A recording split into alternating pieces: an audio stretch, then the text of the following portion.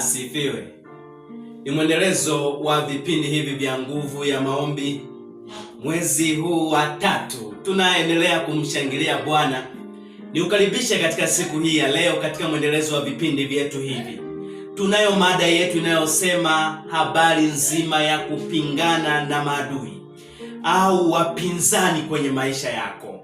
Katika maisha yote yale ambayo tunayazungumza hapa, na tunajikita katika sura ile ya kitabu cha Tumaini la Vizazi Vyote, sura ya 66, ambapo tunakutana na Yesu anakabiliana na maadui. Hapa tunakutana na watu hawa. Tunakutana na mtu mmoja anaitwa Farisayo, na tunakutana kundi jingine. Kundi hili wanajiita ni Masadukayo, kundi jingine wanajiita ni waandishi. Hii wiki tutawafafanua sana hawa watu ya kwamba kivipi walikuwa maadui katika mission ambayo Yesu Kristo alikuwa anaifanya.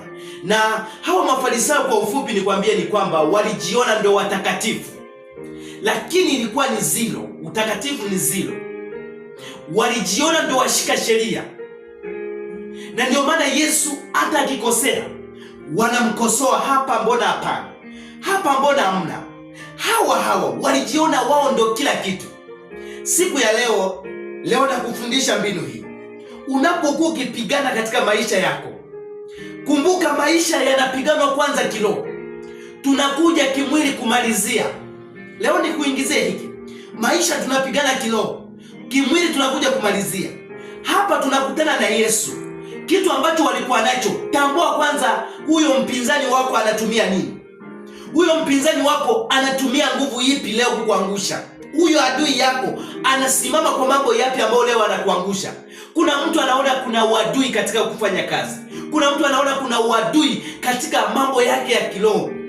Huyo adui anakujaje? Kuna mtu anaona kuna uadui katika huyu anayesoma, katika kusoma kwake.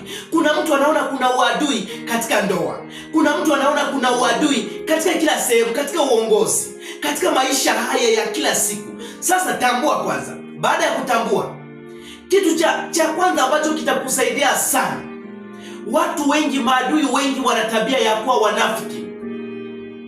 Yaani unacheka nao, unakula nao, unaishi nao, unalala nao. Unafiki. Na ndio maana Yesu anatukumbusha leo. Anatukumbusha katika kitabu kile cha Mathayo sura ile ya 23 mstari ule wa 27. Sikiliza, hawa watu walikuwa wanajiona wako salama ndani. Anasema kwamba, na ndio maana alikuwa anatoa onyo kama kukumbushwa leo. Ole wao, ole wenu mnaoonekana kuwa wazuri kwa nje, lakini ndani mmejaa unafiki. Mmejaa unafiki. Na ndio maana unafiki ni kitu gani? Sikiliza, kuna lugha nyingi zinazoelezea unafiki. Unafiki ni tofauti ya kati ya sura ya nje na sura ya ndani, au sura ya nje na hali ya ndani ya moyo. Mtu anaweza leo akakuchekea, kumbe ndiye anayekuumiza. Mtu anaweza leo akawa anakuzungumza vizuri ukiwa naye, lakini akitoka unafiki mtupu.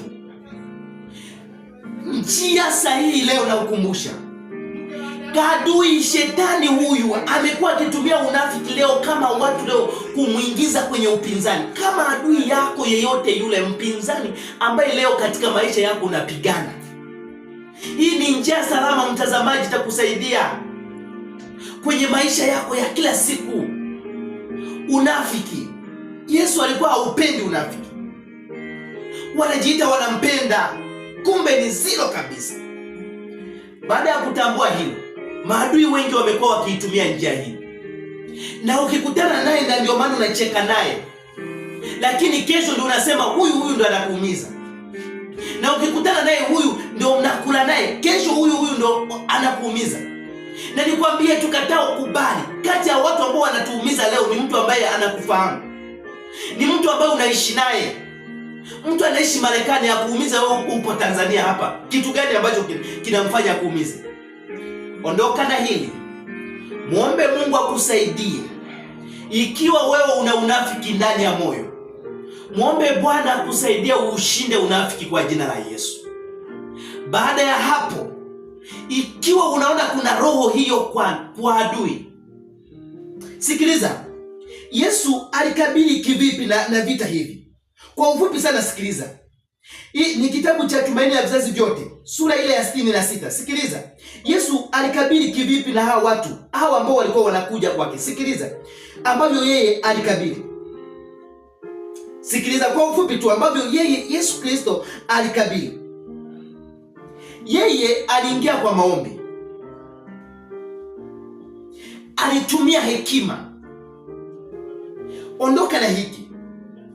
Kuna saa katika vita ambavyo unapigana leo, utumie hekima. Kumshinda adui au mpinzani sio kwa nguvu.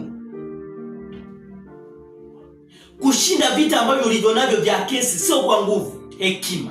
Mungu akusaidie. Baba, katika jina la Yesu, mtoto wako huyu msaidie tu leo, mpatie hekima katika upinzani na uadui ule ambao anaupiga katika maisha yake ni wa unafiki.